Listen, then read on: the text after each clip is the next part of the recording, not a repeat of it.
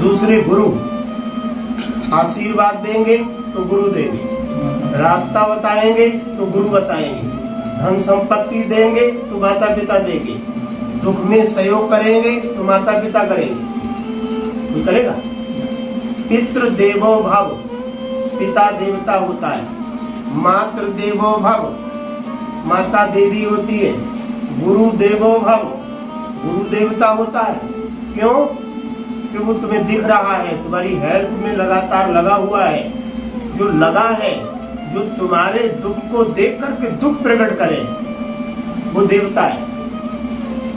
तुम्हें देख करके दुख प्रकट करे, देवता है। किसी बेटा को दुख हो जाए तो माता पिता दुख प्रकट करेंगे नहीं, और दुख प्रकट करेंगे नहीं, तुरंत उसकी ट्रीटमेंट कराने भागेंगे। और जो मंदिरों में देवी देवता हम आपने बनाए हैं, उनका सारे दिन माथा मारना और उनसे कहना हमको प्रॉब्लम हो गई है, चलो आ जाना देवी जी, हमको हॉस्पिटल ले चलो, ले जाएगी? कुछ नहीं, ये सब अंधविश्वास है, बेकार की बात। इन सब ऐसी झूठी आस्थाओं में हम लोगों ने मन लगा लिया है। इसको कबीर साहब ने जो है हमको दूर किया कि तुम्हारे जो असली माता पिता हैं, वे ही देवी देवता हैं, उनकी जितनी सेवा कर मिले उनकी ही सेवा करो। वे ही तुम्हारे साथी हैं, जब तक जीवित हैं तब तक तुम्हारी सेवा करो। नहीं, हाँ, तो ये ज्ञान से संबंध है। ये तिनका इस उद्देश्य से तोड़ा जाता है।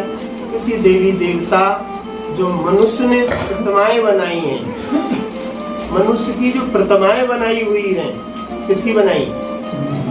मनुष्य ने बनाई है। चाहे वो पीतल की बना दे, चाहे वो मिट्टी की बना दे, चाहे वो सोने की बना दे, लेकिन हम आप लोगों को तो परमात्मा ने बनाया है। हम आपको परमात्मा ने बनाया है, तो रहने वाला बड़ा है। हमको जिसने बनाया वो बड़ा है, और हमने जो बनाई है तो उससे हम बड़े नहीं। जो वस्तुएं हमने बनाई हैं हम उससे बड़े हैं, और हमको जिसने बनाया वो हमसे बड़ा नहीं। हमने जो बनाई है हम उससे बड़े हैं, और हमको बनाया है वो हमसे बड़ा है। इसलिए हमने जो बनाई है हमने उनको बड़ा मान लिया। ये अंधविश्वास है।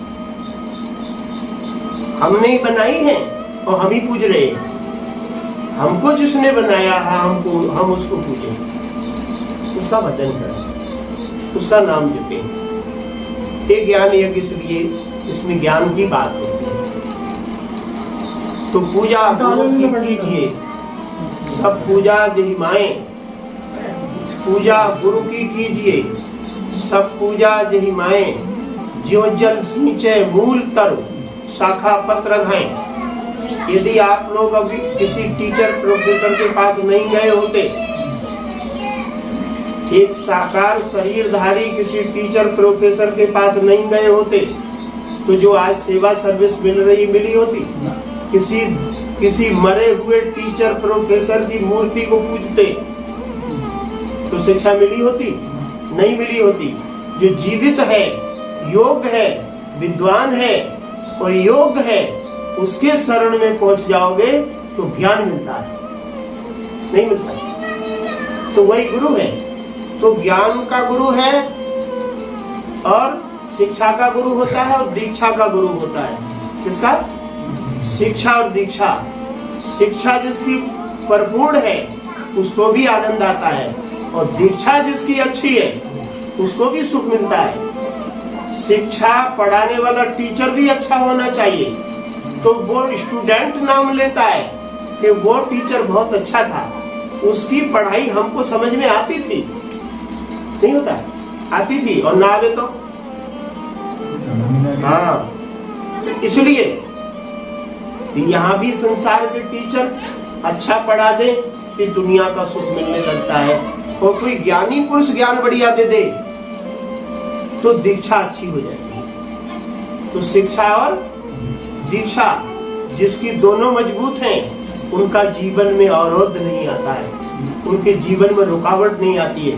कहीं रुकावट आती है तो जल्दी सॉल्व हो जाती है, क्योंकि उनको विवेक मिल जाता है, वो दिमाग पर जोर दे करके अपना रास्ता बदल लेते हैं। नहीं,